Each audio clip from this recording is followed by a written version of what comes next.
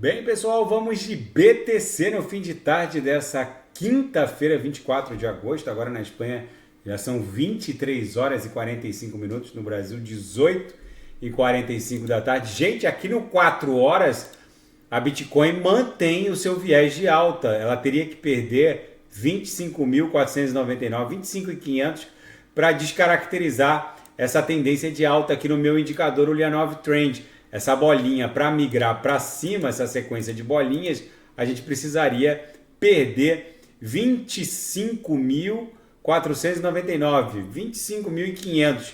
É muito improvável que isso aconteça porque ela parece que está desenhando aqui uma subfigura triangular, tendo como centro gravitacional a própria VWAP semanal, que exerce uma natural força gravitacional e também é um poderoso suporte que deve segurar o preço aqui nesse patamar atual em torno de 26 mil dólares. No gráfico diário, a gente está desenhando ainda, apesar de estar caindo menos 1,33% pela métrica da TradingView, a gente ainda está desenhando um corpo real comprador. Mas vocês têm que olhar em perspectiva a movimentação da BTC para vocês entenderem o quão incomum foi essa corretiva da BTC.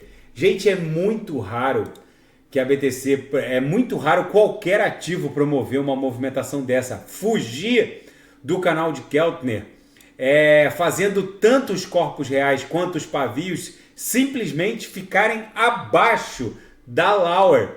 Ou seja, se a gente pegar a movimentação aqui da BTC nos últimos 200 candles no diário, a BTC só fez isso uma ou duas vezes, e mesmo assim ela rapidamente voltou para prestar continência ou ao interior do canal, ou voltou rapidamente para a mediana ou para upper. Agora, uma sequência de corpos reais e pavios simplesmente afastados da Lauer, como está acontecendo agora, já são 1, 2, 3, 4, 5, 6, 7, é o oitavo candle. Isso aqui rapidamente vai voltar, como num efeito elástico, em direção à mediana do canal de Keltner, no mínimo, senão vai buscar a própria base da nuvem na projeção. É muito rara essa movimentação de se afastar do canal, mesmo quando a BTC explode para cima, ela sempre volta para o canal. Quando ela explode para baixo, ela sempre volta para o canal. O que está acontecendo aqui é um movimento raro.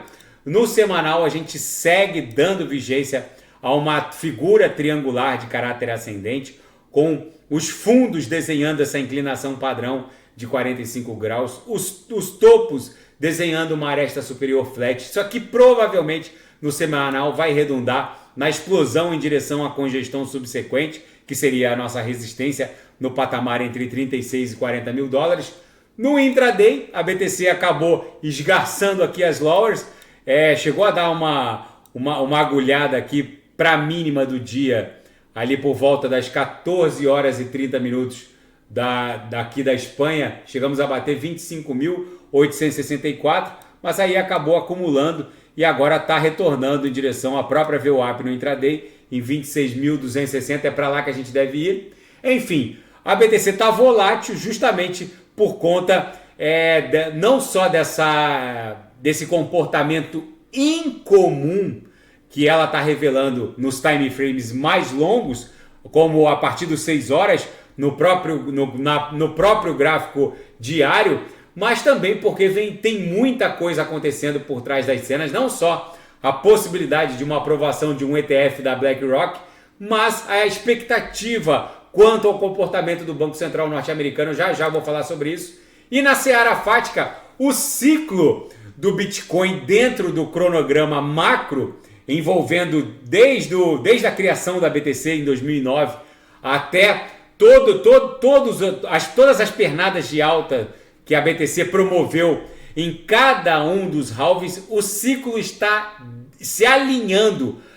O comportamento da BTC nesse ciclo está se alinhando ao que ela promoveu nos ciclos anteriores. Tem muita gente preocupada aqui no canal, achando que a Bitcoin enveredou por um viés comportamental de baixa, em que ela não vai mais promover uma pernada impulsiva no pós-halving, que vai acontecer em maio de 2024. Gente, a BTC está se comportando exatamente como ela se comportou em todos os ciclos anteriores.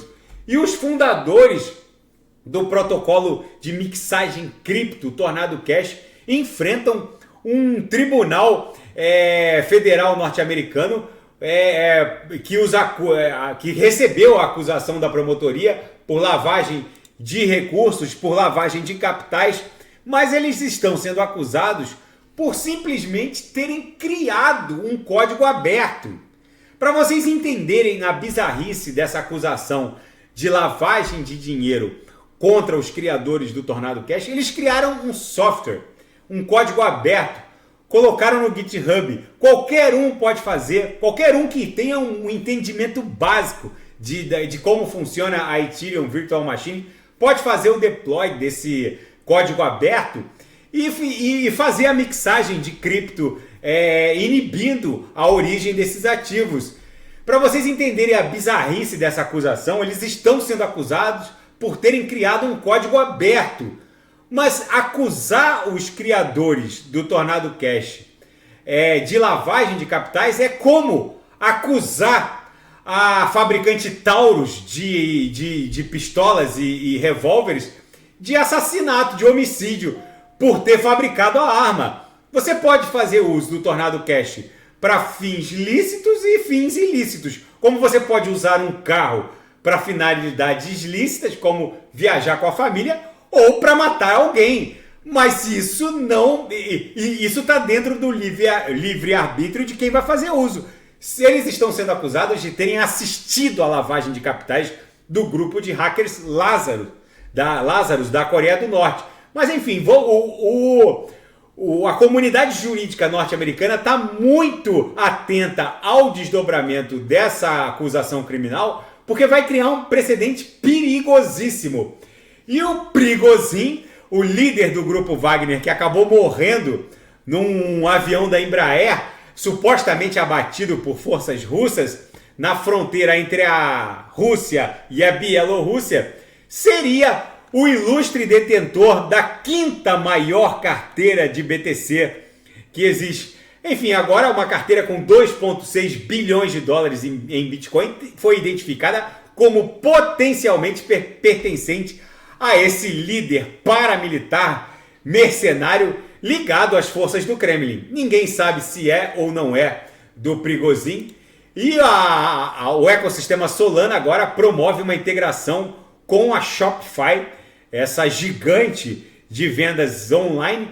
Enfim, é um novo normal. Na seara geopolítica e finanças internacionais, autoridades do Fed veem as taxas básicas de juros dos Estados Unidos próximas de um pico, mas ainda há divergência dentro do board de governadores do Fed se eles efetivamente atingiram o target final nesse rally de aumento da taxa básica de juros. O fato é que banqueiros centrais do mundo todo estão reunidos numa conferência, numa cimeira em Jackson Hole, no Wyoming, e o fato é que alguns membros do board do Fed sinalizaram que o Fed já teria alcançado o target final no rally de aumentos. Outros deram a entender que pode haver algum aumento, mais um aumento pelo menos. Mas como vem eleições em 2024, é muito provável que prevaleça a posição de que o Fed já atingiu o target final. Mas não é possível ainda pontificar. O repórter que escreveu essa matéria na Bloomberg também diz que está tudo em aberto, já que a inflação nos Estados Unidos segue ainda persistente. E a Nvidia, gigante fabricante de semicondutores e de insumos, de chips voltados à inteligência artificial, segue numa explosão de alta. Ela subiu bem ainda hoje, pelo menos quando foi escrita essa reportagem, a Nvidia estava subindo mais de 5%, justamente porque as vendas não param. Lembrando que quando começar esse rally de aumento, essa pernada de alta da BTC que vai acontecer em razão do halving de 2024, o preço da Nvidia vai explodir, porque o preço das placas de computação voltadas à inteligência artificial são muito parecidas com os hardwares destinados à mineração cripto. E quando o mundo cripto vive um bull run, você comprar uma placa de vídeo, uma GeForce RTX 4090, por exemplo, custa simplesmente 10 vezes mais. O preço desses insumos acabam explodindo também com a expansão do market cap do mundo cripto.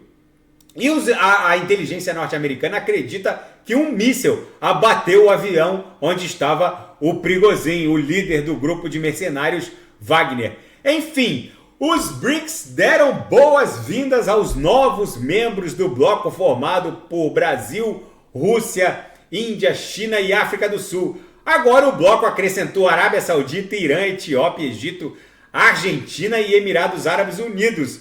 Enfim, não houve nenhum anúncio sobre uma moeda lastreada no ouro, mas a arquitetura dessa nova divisa ficou no ar. A BTC aqui no 6 horas segue dando vigência a uma sequência de fundos ascendentes. Isso aqui facilmente pode explodir em direção a, no mínimo, ao patamar da VWAP mensal, que está lá próxima de 28 mil dólares, formar um pullback e depois estressar a aresta superior dessa grande cunha no patamar de 30 mil dólares. Tá bom, pessoal? Qualquer movimentação mais brusca do mercado eu volto a reportar a qualquer hora do dia ou da noite. Fiquem com Deus e quem quiser sugerir alguma análise, é só colocar nas mensagens abaixo. Até amanhã. Fiquem com Deus. Grande abraço.